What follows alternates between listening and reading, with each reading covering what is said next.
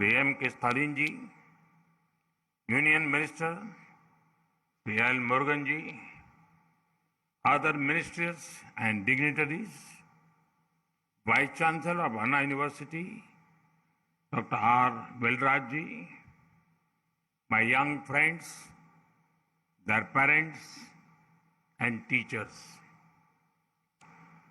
Anna Vanakkam.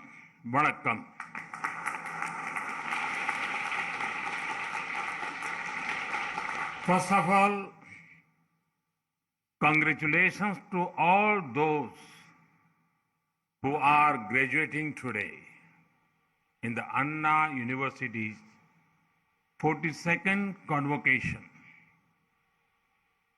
You would have already built a future of yourself in your minds. Therefore, today is not only a day of achievements, but also of aspirations.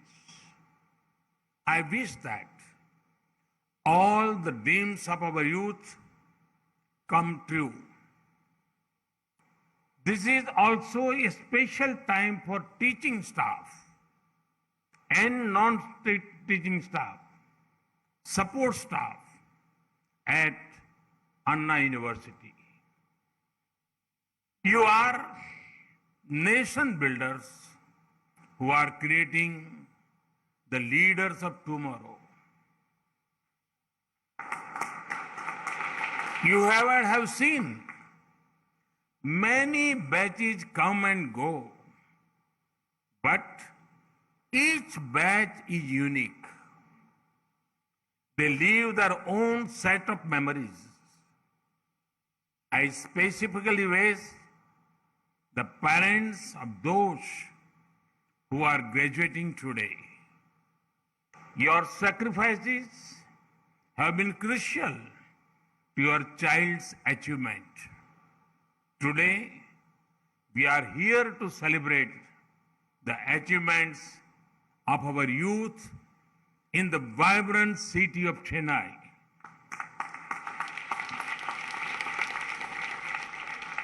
In February 1897, 125 years ago, Swami Vivekananda spoke to the Madras Times.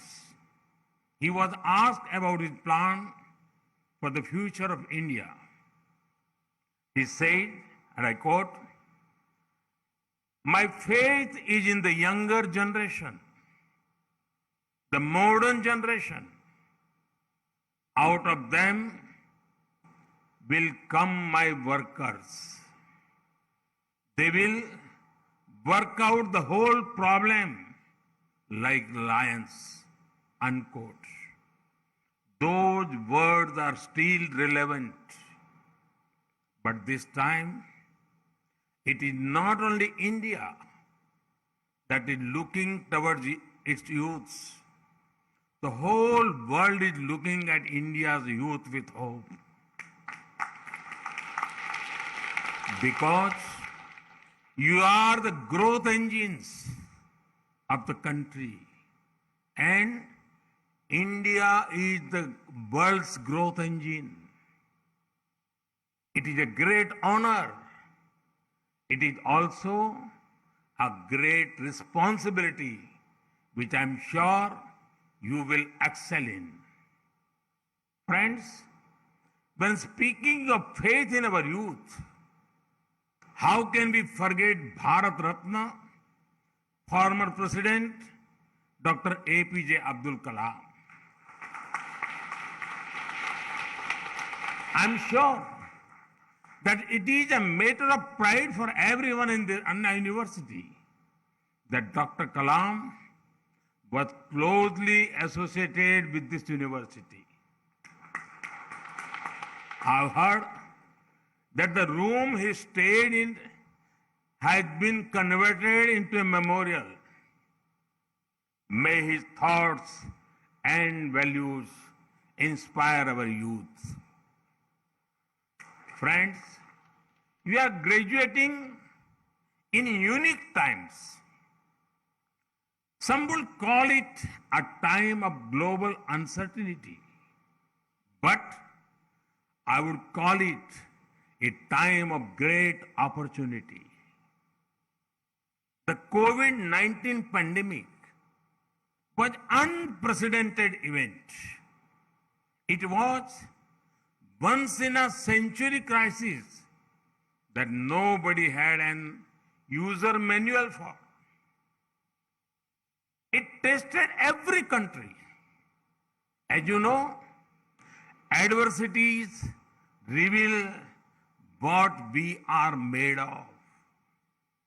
India faced the unknown confidently thanks to its scientists, healthcare workers, professionals, and common people. As a result, today every sector in India is bursting with new life. Whether it is industry, innovation, investment, or international trade, India at the forefront. Our industry has risen to the occasion. For example, electronic manufacturing. In the last year, India was the world's second largest mobile phone manufacturer. Innovation is becoming a way of life. In just the last 6 years, the number of recognized startups increased by 15,000%. Yes, you heard that right. 15,000%. From just 417 in 2016, it is nearly 73,000 now. When industry and innovation do well, investments follow. Last year, India received a record FDI of over $83 billion. Our startups too received record funding post-pandemic. Above all this, India's position in the international trade dynamics is at its best ever. Our country recorded the highest ever exports of goods and services. We expected food grain at a crucial time for the world. We recently signed a trade deal with UAE to our west and with Australia to our east. India is becoming a vital link in global supply chains. We have the chance to make the greatest impact now as India is converting obstacles into opportunities. Friends, most of you have studied in streams related to engineering or technology. In this era of tech-led disruptions, there are three important factors in your favor.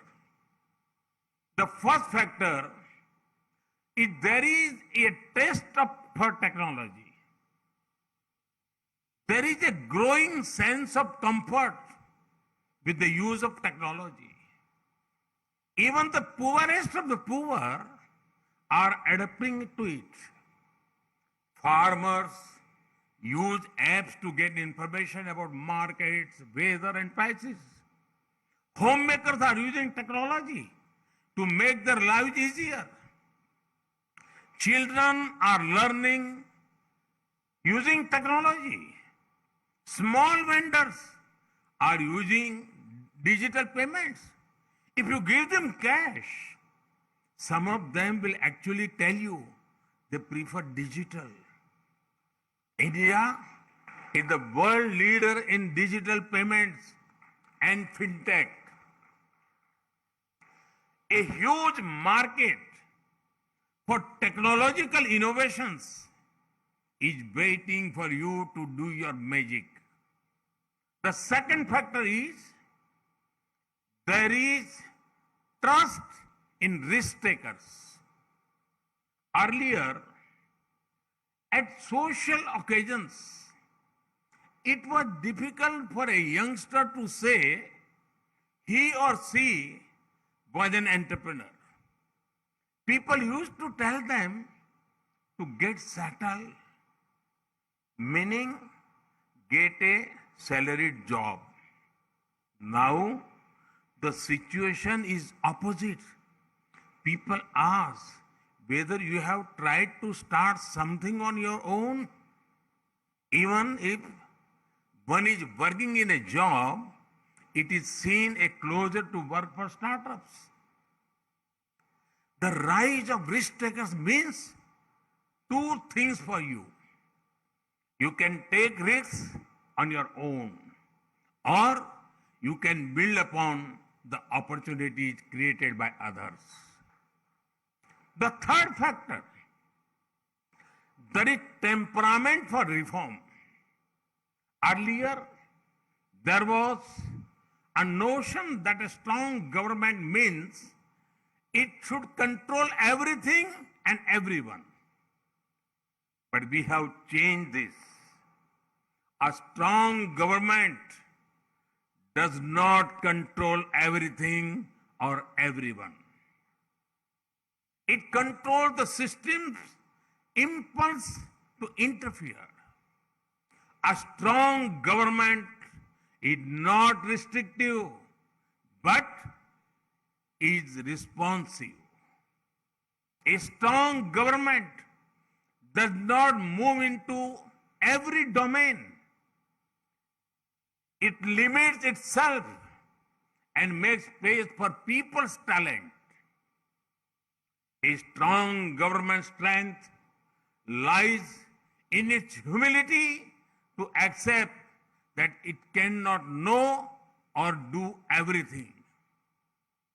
This is why you see reforms in every sphere that make greater space for the people and their freedom. The new national education policy ensures greater freedom for youth to take decisions according to evolving situations. The scrapping of nearly 25,000 compliances is boosting ease of living. Removal of angel tax, removal of retrospective tax, and reduction of corporate tax are encouraging investments and industry. The reforms in drones, space, and geospatial sectors are opening up new avenues. The reforms in the infrastructure sector through PM Gati Shakti Master Plan are creating world-class infrastructure at speed and scale. There is taste for technology, trust in risk takers, temperament for freedom, for reform. All these factors are creating a platform for you where opportunities are created, sustained, and grown. Friends, the next 25 years are crucial for both you and India. It is the Amrit Kal leading up to the 100th year of independence. We are lucky that many young people like you will build their own future as well as India's. So, your growth is India's growth. Your learnings are India's learnings. Your victory is India's victory. So when you make your plans for yourself and your family, remember that you are automatically making plans for India too. It is a historic opportunity that only your generation has. Take it and make the best out of it. Once again, congratulations and all the best. Thank you.